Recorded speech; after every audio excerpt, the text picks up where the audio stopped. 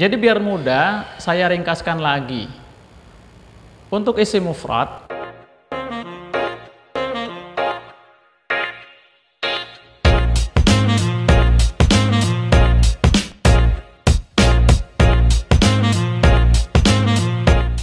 kaifa halukum ya ikhwah? Bagaimana kabarnya antum dan antun sekalian? Semoga dalam keadaan sehat walafiat. Amin ya rabbal alamin.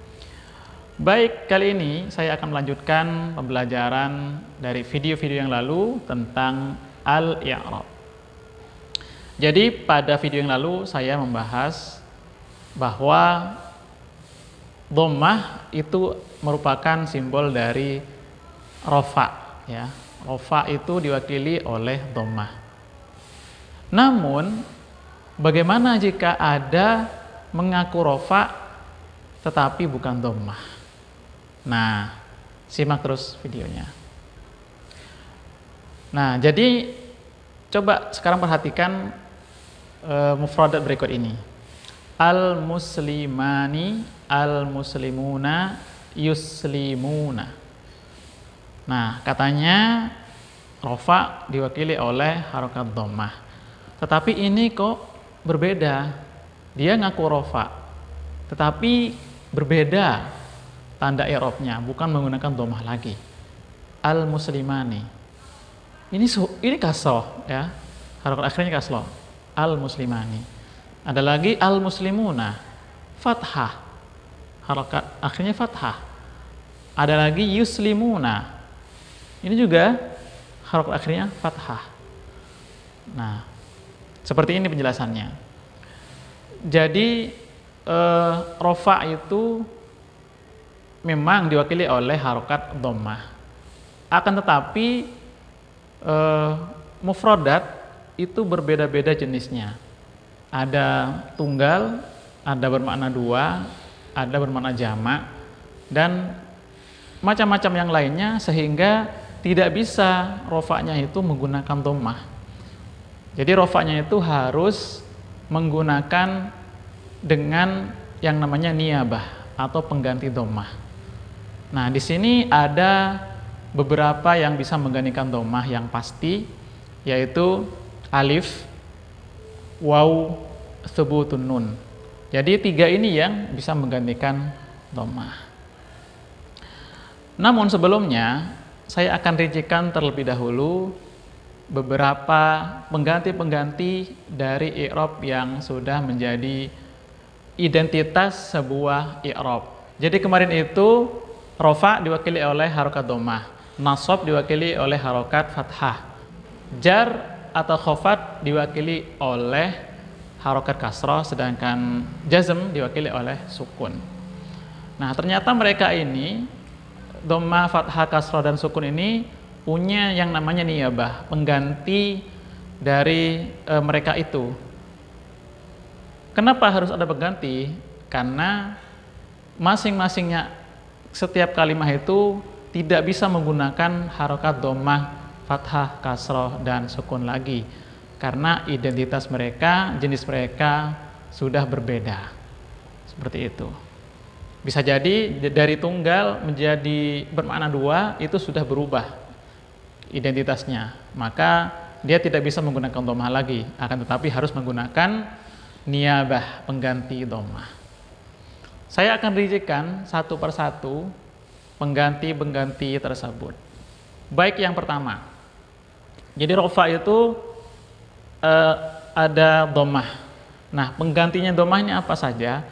Penggantinya dhammah itu alif, waw, dan tetapnya nun.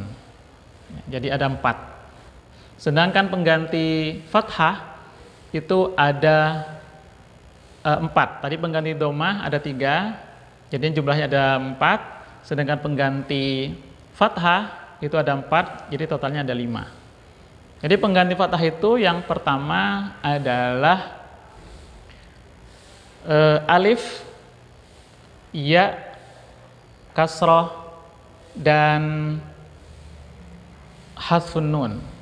Jadi pengganti fathah itu yang pertama, pengganti fathah yang pertama adalah alif, ya, kasrah, dan hadfun nun, membuang nun. Nah ini. Sedangkan pengganti kasrah ada dua. Ya. Yang pertama, jadi kasrah ini digantikan oleh yang pertama adalah ya, yang kedua fathah. Sedangkan sukun digantikan oleh hadfun, yaitu membuang.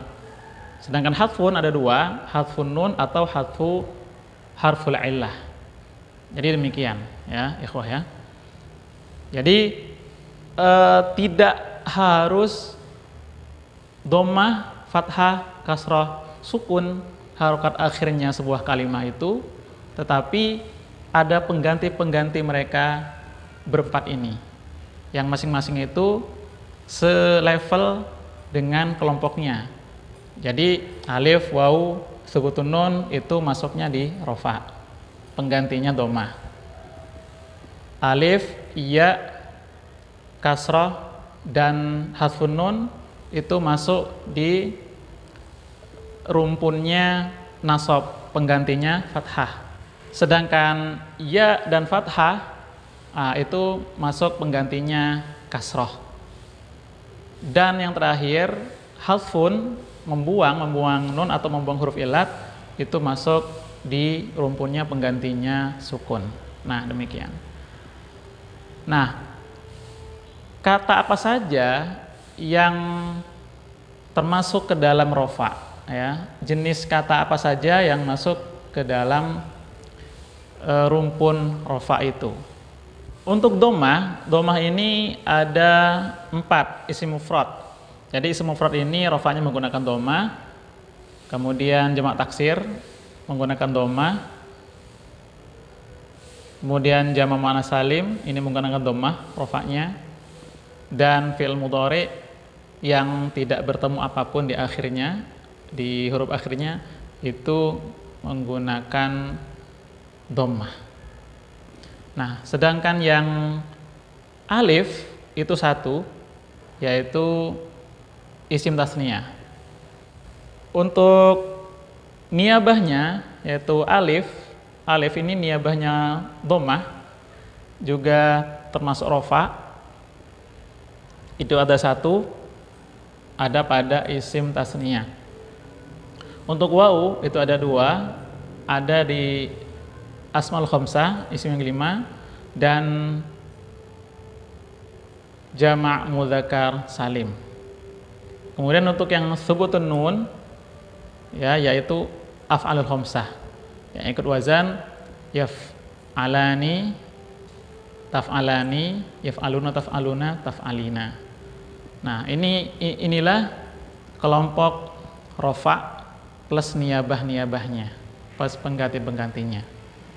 Sedangkan untuk nasab, yaitu fathah, itu dimiliki oleh isim mufrad. Isim mufrad ini nasabnya dengan fathah, jamak taksir ini nasabnya dengan fathah, dan fi'il mudhari yang tidak bertemu apapun di akhirnya. Nah, ini nasabnya dengan fathah.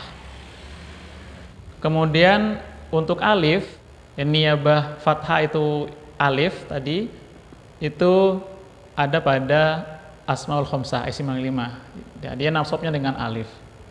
Kemudian niabah yang kasrah pengganti dari fathah. Jadi ada nasab itu menggunakan kasrah, yaitu khusus untuk jamak muannats salim. Jadi dia nasabnya dengan kasrah. Untuk yang nasabnya dengan ya, yaitu ada dua, isim tasniyah dan jamak mudzakkar salim. Ini nasabnya dengan ya. Yang terakhir yaitu hadfun nun.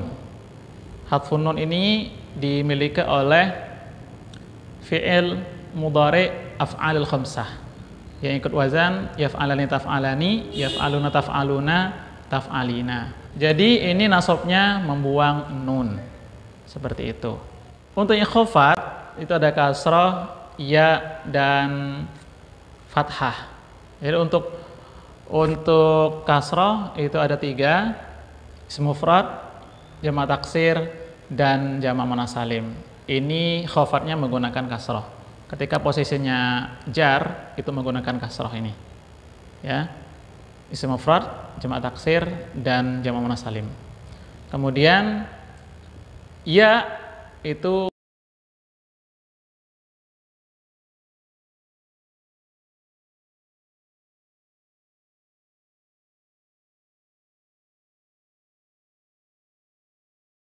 yang terakhir yaitu fathah.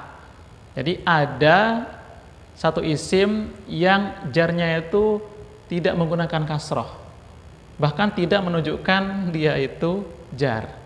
Dia ini isim ghair munsharif, isim yang tidak bisa ditanwinkan, dan dia jarnya menggunakan fathah.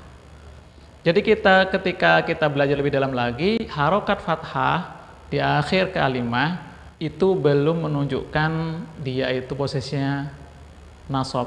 Bisa jadi dia posisinya jar, kedudukannya jar, tapi tanda i'rabnya menggunakan fathah, yaitu isim ghair munsharif, isim yang tidak bisa ditanwinkan. Nanti penjelasannya, ya. Kemudian yang terakhir yaitu al-jazmu, jazm. Nah, jazm ini ada dua, yaitu sukun dan hasfun.